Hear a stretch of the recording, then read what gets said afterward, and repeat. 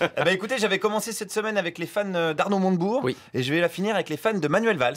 Oui, j'ai une vie qui fait rêver. Je sais, mais ne vous inquiétez pas, je vais la partager avec vous. Je suis là pour ça aussi. Alors hier, je suis allé regarder le débat de la primaire au QG des soutiens de Manu. C'était dans un bar du 12e arrondissement de Paris qui était pour l'occasion sous haute protection. Je vous raconte même pas. Autant vous dire que la farine était interdite dans tout l'arrondissement. Si vous aviez une soirée crêpe à Doménil, c'était même pas la peine d'y penser. Vous restez chez vous. Et donc dans ce bar, j'ai rencontré plein de gens absolument passionnés. Qu'est-ce qu'ils faisaient là? Bon, on écoute le débat. Alors vous arrivez à entendre quelque chose? On n'entend rien du tout. Non, mais bon, du coup on s'est rabattu sur la bière. Voilà, excellente initiative, excellente initiative. Je sais pas ce qui saoule le plus d'ailleurs entre les deux, la bière ou le débat. Je serais pas étonné si un mec en bagnole se faisait contrôler positif au débat de la primaire d'hier. Une phrase de François de Rugy, ça va, mais deux, bonjour les dégâts. Donc pour résumer, c'était un bar, je vous l'ai dit, et à part ceux qui étaient proches de l'écran et de la sono, il y a personne qui n'entendait rien du tout. Un petit peu comme ce soutien de Manuel Valls, accoudé au comptoir depuis bonne demi-heure, on va dire, et que je suis allé voir. Vous suivez absolument pas le débat là. On est d'accord. Si, tout à fait, je suis le débat, complètement. Qu'est-ce qu'il a dit Manuel Valls depuis le début? Des choses très concrètes. Qu'est-ce qu'il a dit d'autre? Des choses très concrètes. Sur la République, pour une République plus forte. Ouais, vous avez rien suivi quoi. Non, dites pas ça, vous êtes méchant là, vraiment vous êtes méchant, vous êtes vraiment un gauchiste, un gauchiste. Oh là, attendez, commencez pas avec les compliments s'il vous plaît. Alors, attention, un gauchiste par rapport à Manuel Valls, c'est quelqu'un qui roule en vélib, par exemple. Si une roue est voilée, vous êtes un islamo-gauchiste. C'est un jeu de mots? C'est un jeu de mots, Eh ben, c'est un jeu de mots. très drôle. Un jeu de mots stalino-fromettiste, comme on dit. Mais revenons donc à notre anti-gauchiste autoproclamé de gauche, mais quand même pas trop.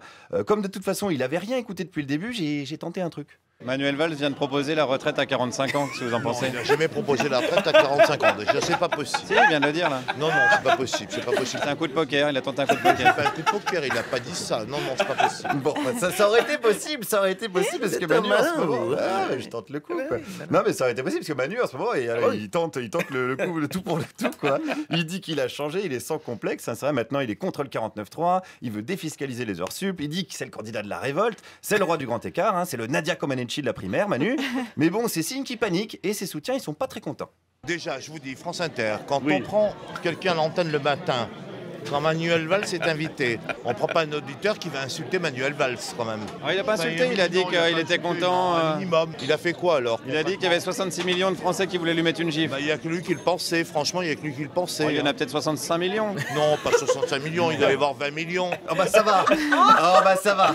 Quand tu te présentes à une élection et qu'il y a un tiers du pays qui veut te claquer la gueule, tu peux y aller. Le terrain est propice, je dirais. Alors évidemment, la gifle, on la préfère électorale, et elle pourrait d'ailleurs arriver dimanche soir. J'ai testé un petit cas pratique auprès d'un autre soutien de Valls. Bon, imaginons s'il y a un deuxième tour, Jean-Luc Benamias, Benoît Hamon, vous votez qui? Non, mais je suis militant socialiste et je m'investis presque tous les jours, donc voilà, j'ai pas ce choix-là au second tour. Oui, ça c'est la langue de bois, mais en vrai... Mais la langue de bois, Ouais, mais imaginons... je serais bien embêté. Ah, il est donc pas préparé à la vague Jean-Luc Benamias, celui-là, ni même au raz-de-marée Sylvia Pinel, on ne sait pas. Ça va lui faire tout drôle dimanche soir.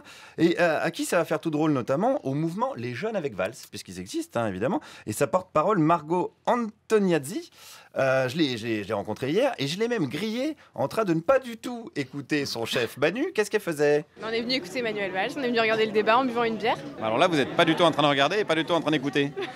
Et j'étais sûre que vous alliez me dire ça. Eh ben alors, Margot, si t'étais sûre, qu'est-ce que tu fous? Si même toi, t'écoutes pas Manuel Valls, qui va l'écouter? Il va encore s'énerver, Manu. Et on sait comment il est quand il s'énerve. Il devient tout rouge, il a la veine du cou qui gonfle, là. On dirait Rocco Siffredi dans ses meilleurs gros plans.